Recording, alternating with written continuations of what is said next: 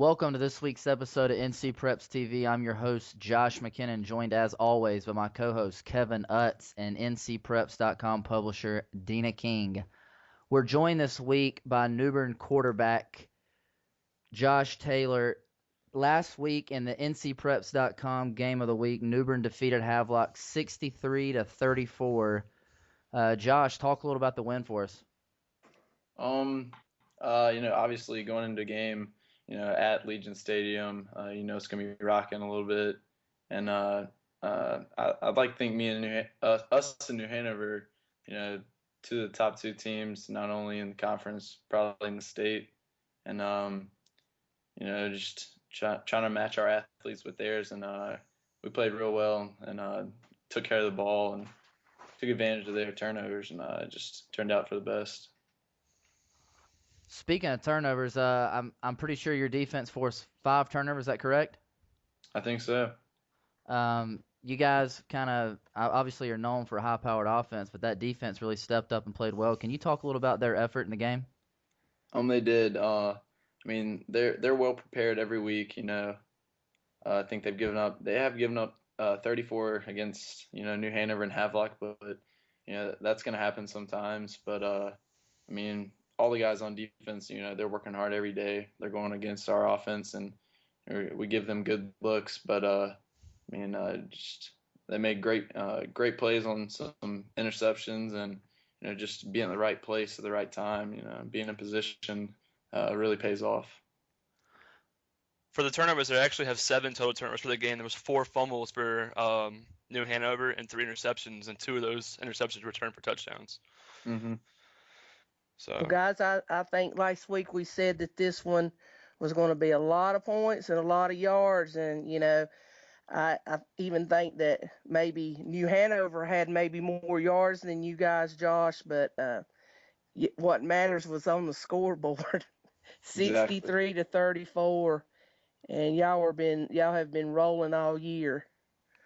Josh, not only have you guys as a team taken care of the ball on offense, but just looking at your numbers on the year so far this year, you've got 14 touchdowns with only 2 interceptions. Is it the offensive line that's really helped you out this year? I know they had a great game against New Hanover. Has it been the coaching or just game management? I think it's a combination of everything. I think we had 2 new guys on the line this year, but they kind of just fit in and hasn't really, we haven't skipped a beat. But coaching too, Coach Curlings and Coach Jordan, and they're telling me, this is what they're gonna do. They've taught me the reads, what I need to look at, and I think we made real good in-game adjustments on Friday, especially after the first quarter, and we just, like y'all said, we were rolling after that. Talking about that, the first quarter y'all were actually held with no points, but the second quarter was a different story for you. You had 2 passing touchdowns or a rushing touchdown in the second quarter and a 28-point second quarter. Can you just talk a little bit about what opened up for you and what changed the second quarter? I think the first couple of drives, we came out and we really didn't.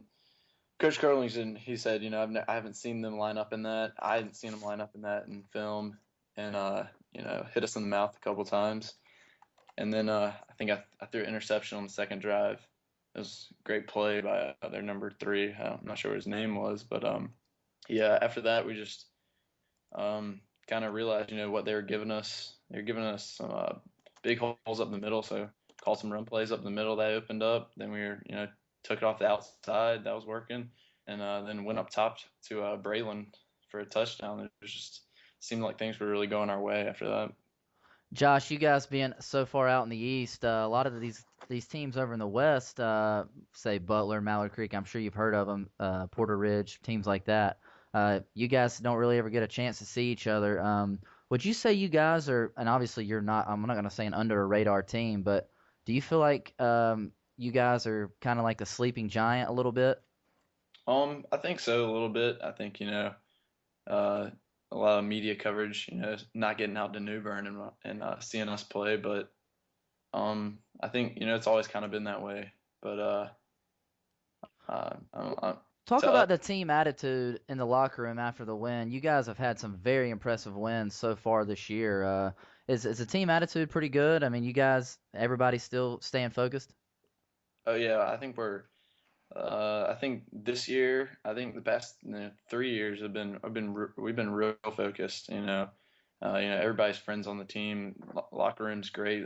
There haven't been any problems that I know of, and I think it has a lot to do with how we've been playing as well. Josh, what's the feeling in New Bern? I know 2007 was a special group of Bears that knocked off that Independence juggernaut of Tommy Knotts. Are the same feelings building in New Bern this year? I think so. Uh, I think after 2010, that was my sophomore year, and we lost to Hillside and badly in a real good game.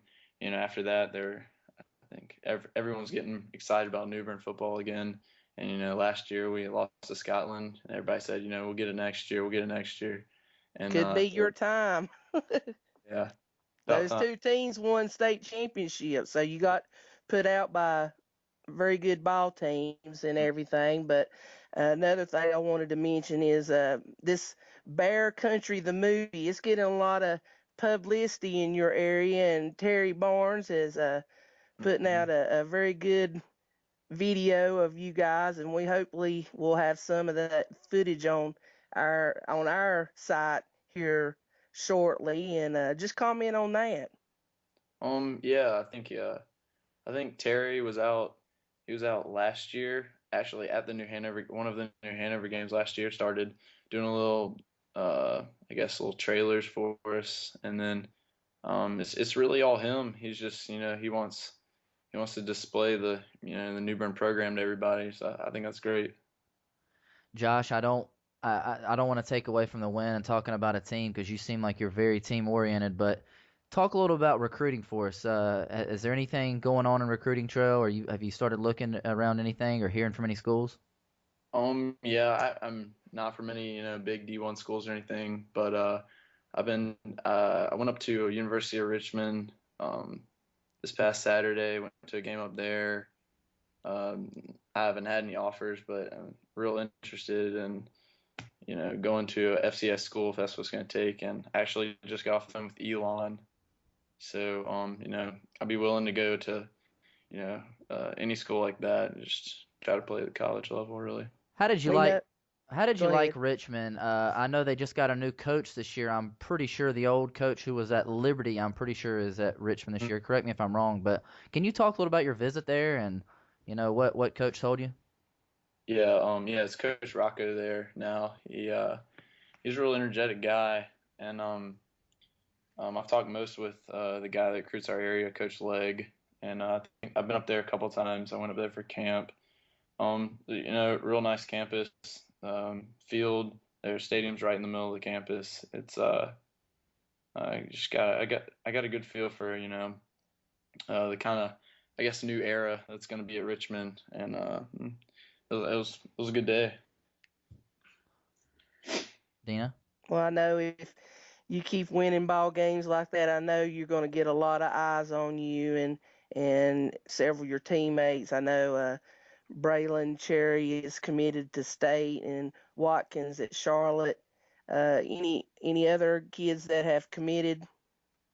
Um, CJ Powell, number 7, he's going to the Naval Academy. Another one of your targets, right? hmm Another one of your many targets. Well, Josh, I really do appreciate you joining us this week, and best of luck to you guys for the rest of the year. You seem to have your head on straight, and your team's definitely going in the right direction. But hopefully, we get to see you maybe sometime later on this year. If we're not able to get down to New Bern, maybe we can see you in the state championship. Hopefully, I definitely hope for that. All right, guys. Well, we're gonna take a quick break, and we'll be right back with more after this.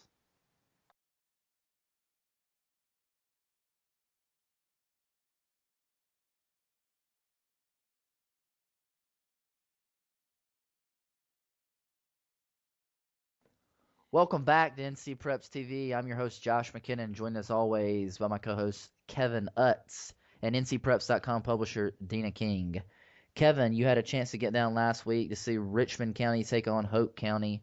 The second best team in the state, Richmond County, comes out on top with a 49-14 victory. Can you talk a little about the game and some things that you saw? Yeah, Richmond really didn't disappoint. They proved that they're the number 2 team in the state right now to me. Just the pure size that they have is really what was impressive. And a lot of schools you go to, they don't have that big bulk on both the offensive and defensive lines. And Richmond has that. It's some old school football right there.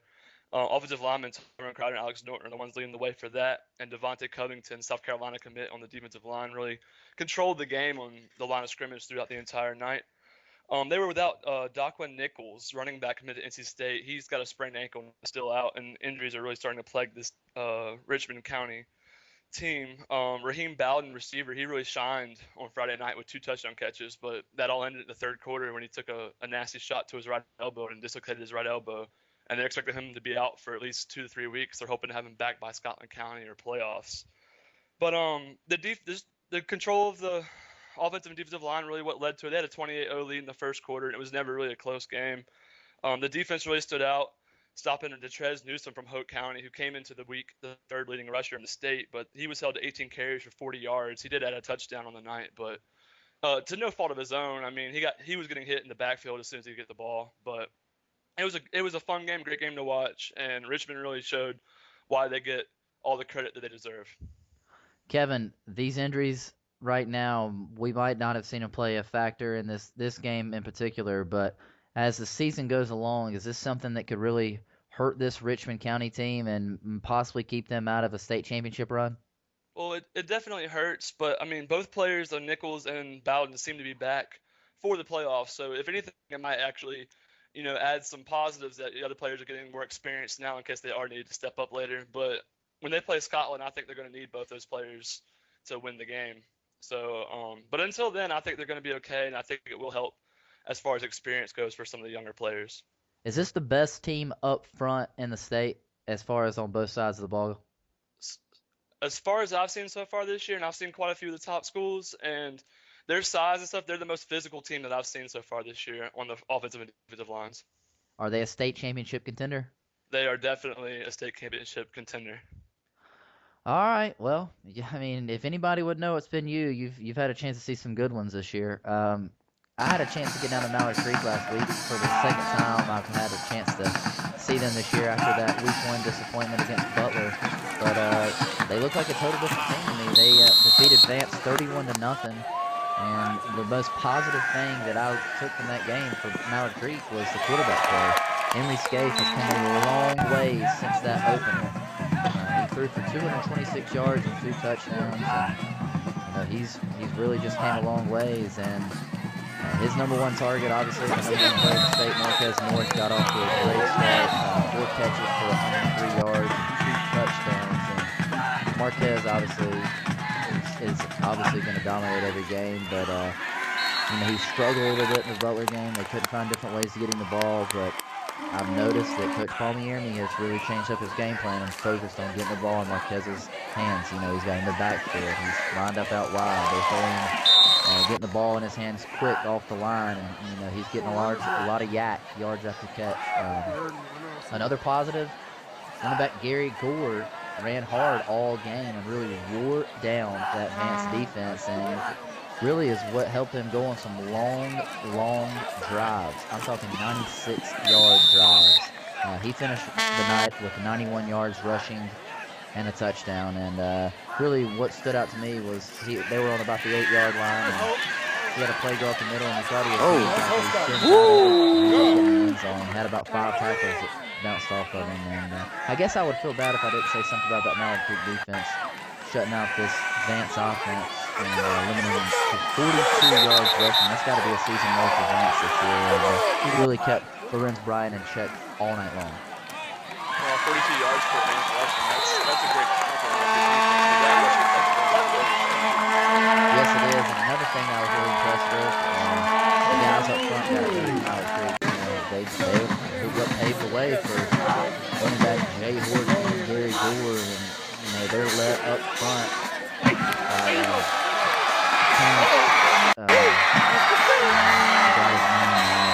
Kevin Lachey. Kevin Lachey UNC Charlotte committed. Tevin, I apologize for that. I just got so many kids' names that I'm trying to remember. But yeah, they're led up front by him. I had a chance to talk to him after the game, and he said that the offensive line focused all night on putting a hat on the Mike linebacker and that Bryant, the captain of that team, and they basically kept him in check all night. And they're really. No, it's not, and like I said, they did a great job of doing that. And little recruiting nuggets coming out of that game. Marquez North told me he will visit Florida this weekend for the showdown in the swamp versus the LSU Tigers, the fourth best team in the country right now. And I also had a chance to talk to Tevin Lachey about his recent commitment to UNC Charlotte, and he seems to be firmly committed, and really, really looking forward to getting to Charlotte and making some noise there. We're going to do the ncpreps.com, should I say VTO Sports Players of the Week. I'll start in the 1A. Kenton Braswell of Murphy ran for 215 yards and 3 touchdowns in a 55-21 win over Robbinsville. In the 2A, we have Tykeron Stevens of Clinton. He ran 25 times for 181 yards, adding 5 touchdowns in a 54-28 win over Swansboro. In the 3A division, Carrion Moore of Hunter Huss caught 2 passes for 143 yards with 2 touchdowns, returned an interception, 104 yards for a score, and then returned a kickoff for another touchdown in a 36-27 win over Kings Mountain. In the 4A, Hopewell's Dominique Heath caught 4 passes for 171 yards, 2 touchdowns. He also ran 6 times for 160 yards and 3 touchdowns. He also returned 2 kicks for 78 yards in a 45-24 win over Lake Norman. In the private schools, it's LJ Young of Ravenscroft. He had 16 carries for 140 yards with 3 touchdowns. He also completed 15-21 passes for 202 yards, adding 2 touchdowns, and a 46-40 overtime win over Fayetteville Christian. All right, guys, we're going to take a quick break, but we'll be right back after this to talk about this week's upcoming game of the week in the state of North Carolina. Wake Forest Roseville travels to Wakefield to take on the number 1 quarterback in the state and USC commit Connor Mitch.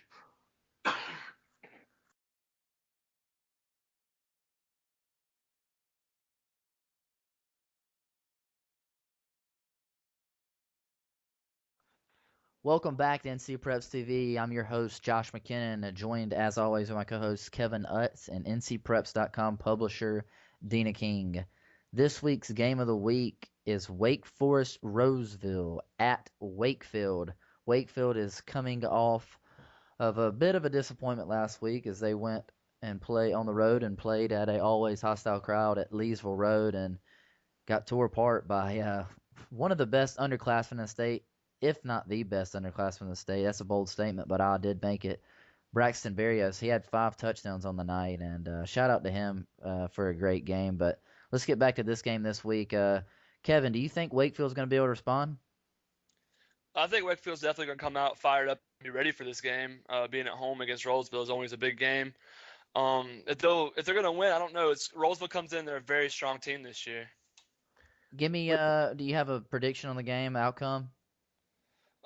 It was nitpick for me here, but I took Rolesville. Any reason behind that? Literally, I sat here for forever trying to decide on this game, and it came down to common opponents. They both played East Wake this year, and Rolesville just had a better point differential on it, and that's really the deciding factor I went with. Dina, obviously you know our top quarterback in the state, Connor Mitch, struggled last week against a very good Leesville Road team. You think he bounces back this week? Probably does. He's got, he's one of the top passers in the state. Was last year. He's committed to South Carolina. He's playing at home. That's one good thing. Wake Forest, Rolesville, they're probably one of the best defensive teams in the Triangle area, and of course they have some offensive firepower themselves. So But I went with Wake Forest Roseville this week.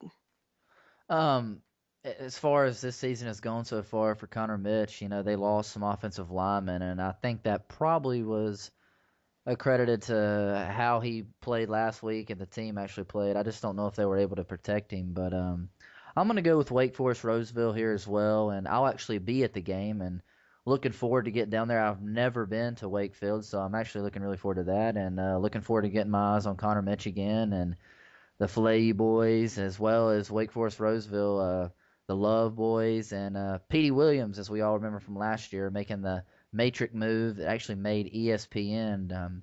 They've had a great season so far. Speaking of Wake Forest Roseville, their rushing attack is really good this year.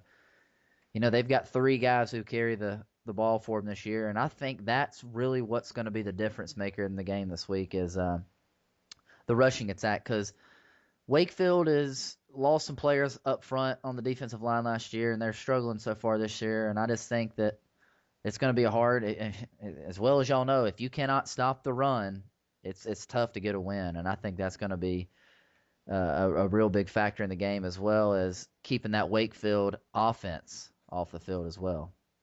So, yeah, I'm going to go with Wake Forest Roseville there as well. In our other games of the week, guys, Albemarle at North Rowan. Kevin, who do you like here? I'm going with Albemarle. I know they had a one mishap early in the season against Mount Pleasant, but other than that, they've outscored opponents this year 303-34. So I'm going with Albemarle this week. Dina, how about you? I'm going with Albemarle too. They've got a lot of experience. Got their quarterback Dion Christian. Got a big offensive tackle, R.J. Prince, who's committed to Carolina. North Rowan, Coach Nixon's come over from West Rowan's done a great job for North Rowan. I could see this game being, a toss-up, a very good close game, but I'm picking Albemarle. Well, I'm going to follow in you guys' footsteps. I'm taking Albemarle as well. I just think that they're the better team here. I know North Rowan has had a pretty good season so far, but I think they're going to struggle this week against Albemarle.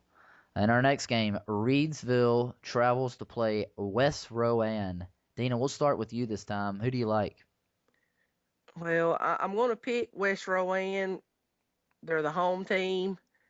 It's a hard place to play there at Mount Ulla. West Rowan, they're coming off a loss, so I'm sure Coach Young has been in those kids' ears this week and going to have them ready to bounce back against a very good Reedsville team who looks like they're going to make a run at a possible 2 AA championship run. But I will go with West Rowan. Kevin, how about you? Well, Reedsville's coming off a big win last week over Cummings, and West Rowan struggled last week, but I think West Rowan's going to come fired up from that loss last week and take this game. I'm going with West Rowan. Well, I'm going with Reedsville here. I'll be the oddball. This is the 3rd straight road team I've picked this week. And I just think they get it done. I think Reedsville's had a great year so far this year and really putting together a good season. Last week, beating a very good Cummings team, and I just think they continue right where they left off last week. In our next game, and also in the eastern part of the state, Rocky Mount at Hunt. Kevin, we'll start with you, and who do you like, and tell us why? Well, Rocky Mount's had a great season so far this year, really improving from last year, but I think Hunt and their running games will be too much, and I think they're going to make it 4 straight wins over Rocky Mount. Dina? I'm going with Hunt. Josh Joyner has been a standout running back for them the last 2 years. Just see him leading the offense and LSU commit Lewis Neal leading the Hunt defense. Well, you took the words right out of my mouth with Lewis Neal and the running back there. He's having a great year, and I've heard him being compared to possibly TJ Logan by some friends of ours. But in our next game, Tarboro at Kinston. Kevin, you'll have a chance to get here, be at that game, so we'll start with Dina here. Dina, who do you like? Well, I've got to go with Tarboro. I mean, they're 3-time state champion, number 1, 2A. They're still rolling. Got Taekwon Lewis there leading the defense. Got a kid. I can't remember his name, but he stepped in and took Todd Gurley. Well, I can't say took Todd Gurley's place. You can't replace Todd Gurley, but he is running the ball just like Todd Gurley did. I think his name's Quentin Roberson or something like that. It But is Quentin Roberson. Kinston last year beat Tarboro. I think Tarboro is going to get some revenge this year. Well, I'm going to go with Tarboro as well here. Kenson struggled out of the gate this year so far. They've still got great athletes. Denzel Keys, had a chance to see him this summer at the VTO Sports Top 100 Players in the state of North Carolina, and he was fantastic there. Really flew under the radar. But I'm going to this Tarboro team until they show some flaws. It's hard to pick against them. I mean, state championships, conference championships, multiple Division I players. It's hard to argue against this program. Kevin, tell us what you think, and tell us some of the stuff that you're going to be looking for this Friday night. Well, something I'm really looking for is to see if Kinston can rebound. They've had 3 losses already this season. I don't think a lot of people thought that was going to come. And then just Tarboro continuing success without Todd Gurley. I'm just wanting to see what's going on down there. What they put in the water is making this team so great down there. They just pump players out every single year. And Quentin Roberson is the running that she was talking about. I'm really excited about watching him and Taekwon Lewis, defensive end, who recently committed to Ohio State. Do you have a prediction? I'm taking Tarboro in this game. I think they're going to be too much, and Kinston's struggled a little bit this year. All right, guys. Well, remember, on Friday night, you can follow me for the Wake Forest Roseville at Wakefield game updates on Twitter at Josh McKinnon. You can also follow Kevin on Friday night. He'll be at the Tarboro Kinston game on Twitter at KevinUtz1. Guys, that's going to wrap up the show this week. We want to thank quarterback Josh Taylor for joining us this week on the NC Preps guest line. And until next week, you can always log on to ncpreps.com for your latest high school football news in the great state of North Carolina. You guys have a good night. Thank you.